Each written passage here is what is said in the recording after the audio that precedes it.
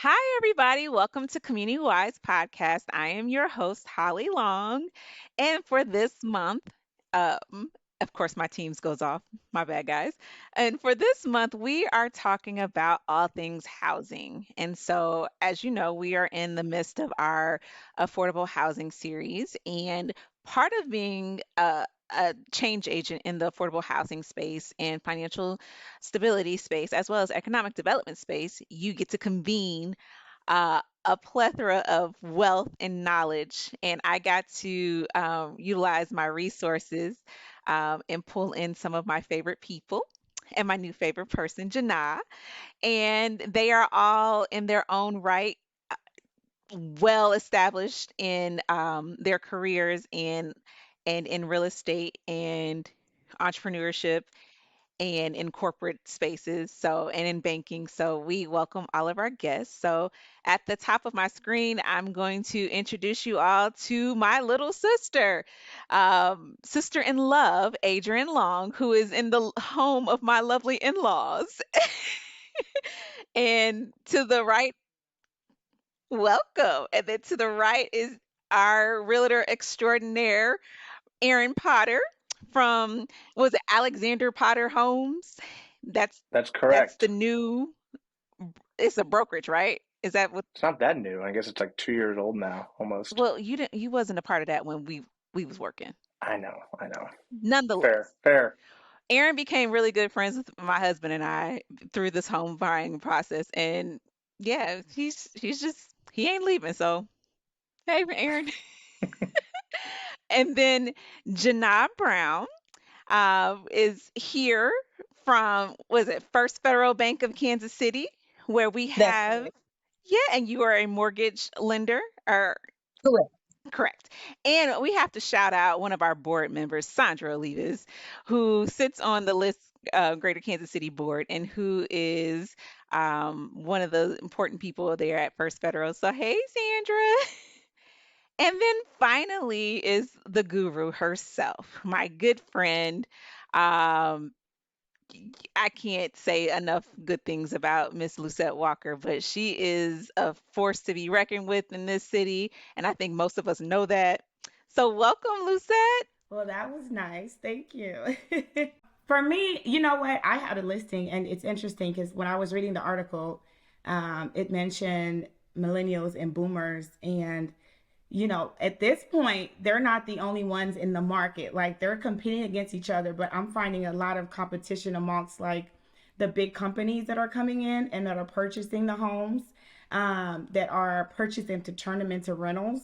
I think that is affecting a lot of my buyers a little bit more because they're hard to compete with, right? So they're coming in with cash, they're coming in with, oh, no inspection, no appraisal, all this stuff. And Really? yeah, and Is that illegal? yeah, yeah, they pretty much can do what they want. So I'm seeing a lot of that as millennials are coming in with probably a little bit more cash, and also people from out of town who's moving into this area who possibly sold their houses and now have a lot of equity and have large amount of cash, rather they're downsizing, which was what the article talked about. So my first time home buyers are experiencing issues in a few different ways. One, it's the people that are buying up to lease, and the baby boomers. Well, the people that are buying up to lease, since COVID has found that real estate has been the safer route for their investments.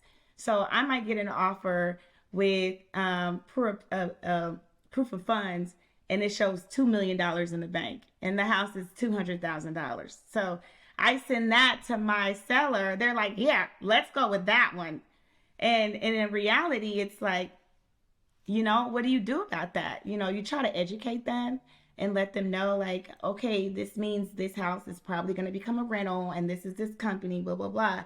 But at the end of the day, they get to choose, who they want to buy the house, and sometimes they go the what seems to be the easier route. So that's definitely affecting millennials a whole lot, from where I stand.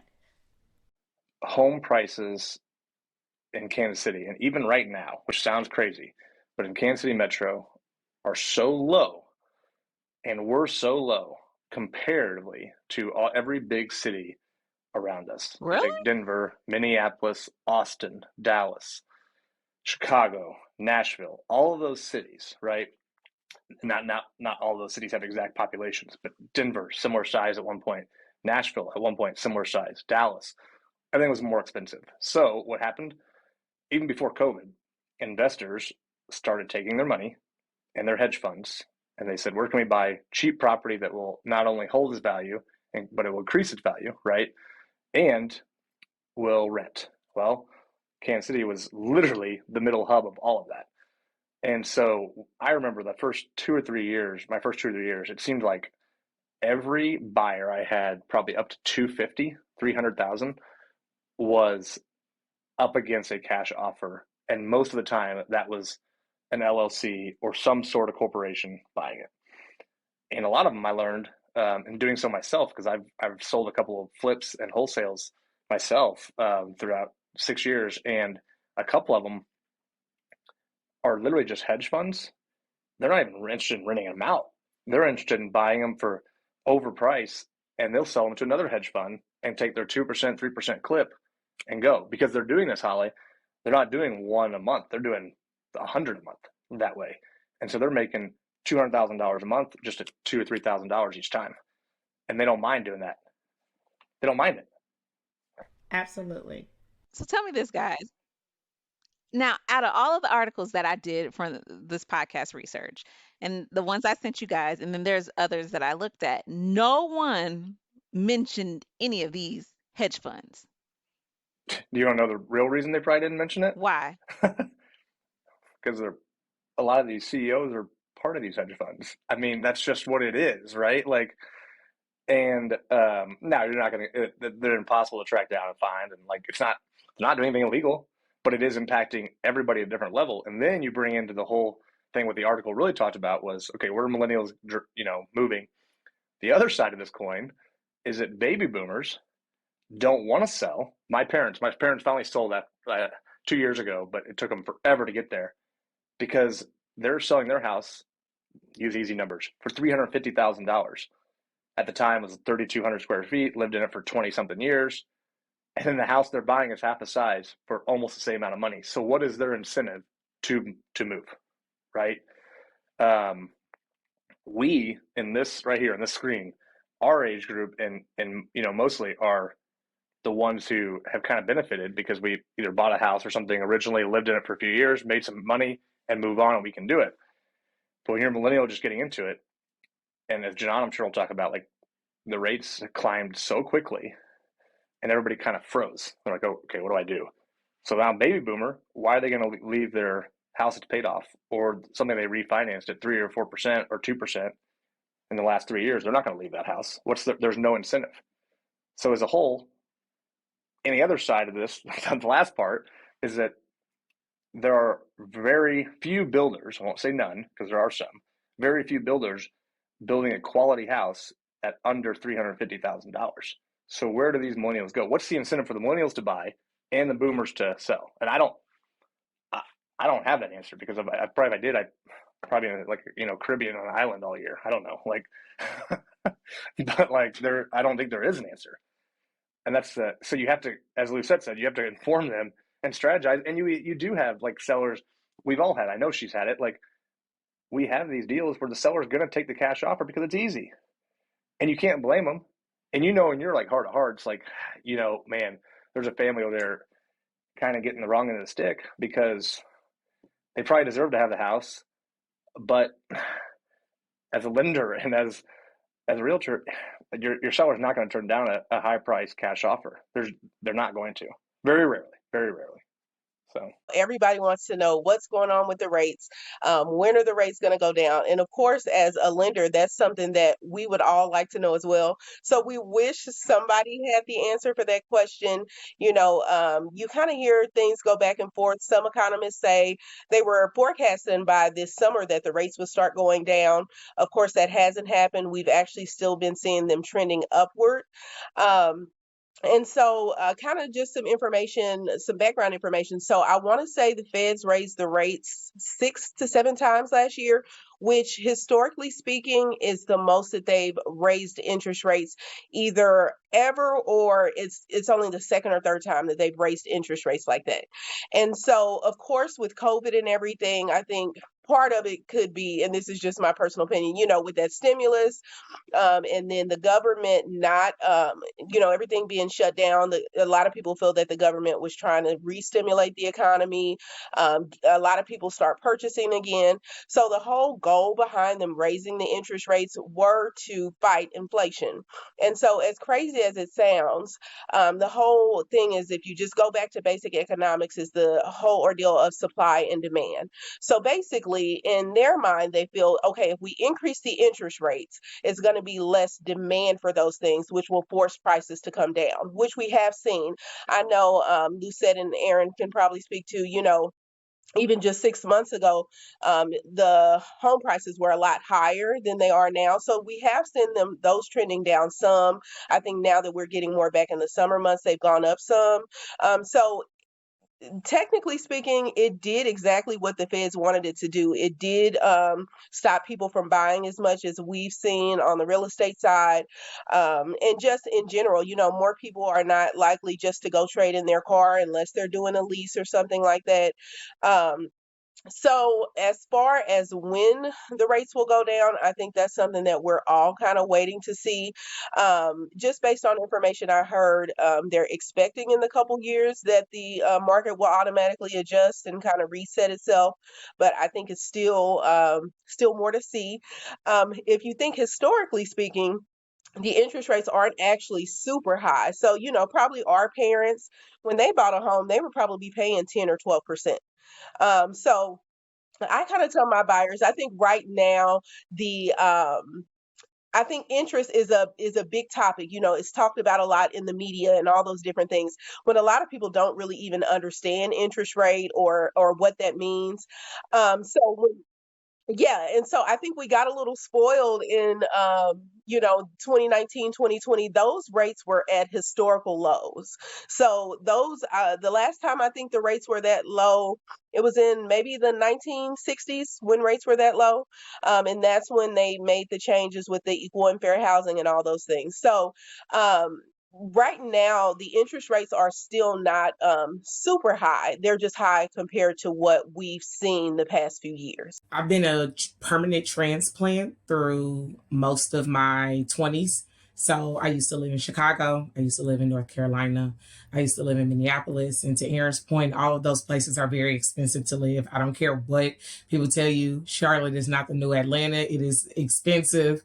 Chicago's expensive. And Minneapolis, believe it or not, as north and cold as it is extremely expensive. And so when you bounce around throughout your 20s and your early 30s in different cities and states, just establishing yourself financially, that's not something that you learn because you're literally just picking up and setting down, moving in and out of apartment. Even when you are paying for or you're getting reimbursed to move, there are still more expenses that you are incurring. And so when you're paying $1,800 a month, when you are paying $4,000 to $5,000 to move every 2 to 3 years, and just the basis of like, okay, I need to live and take care of myself and buy groceries, go out and see the outside of my apartment, even though it is $1,800 a month. It's hard to save. Like, it's literally hard to save. And I think that that's like brushed over. So you take that into account. And then since moving home, literally just being able to pay off debt and then being able to make a real stint in saving, like beyond like, oh, I'm saving $200 a month. But being able to take like the $1,500 to $2,000 a month in rent and utilities that I would have been paying in living expenses, like finally being able to reallocate that to savings. That's been out of year 3 of living with my parents. Now I'm able to do that. Before then, I still wasn't able to do that because just literally like paying things off and being more financially responsible and being literate about like how my credit is affected and what it means to actually have a down payment.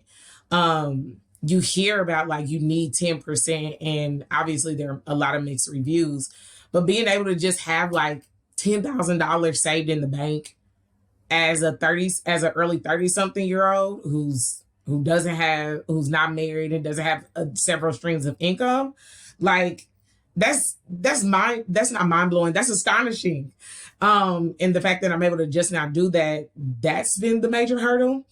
Why I do want home ownership. I'm not necessarily scared outside of like getting my credit and all those things together. And my incentive is I'm tired of paying rent. Like there is nothing satisfying about paying $1,800 a month in a $500 square foot apartment.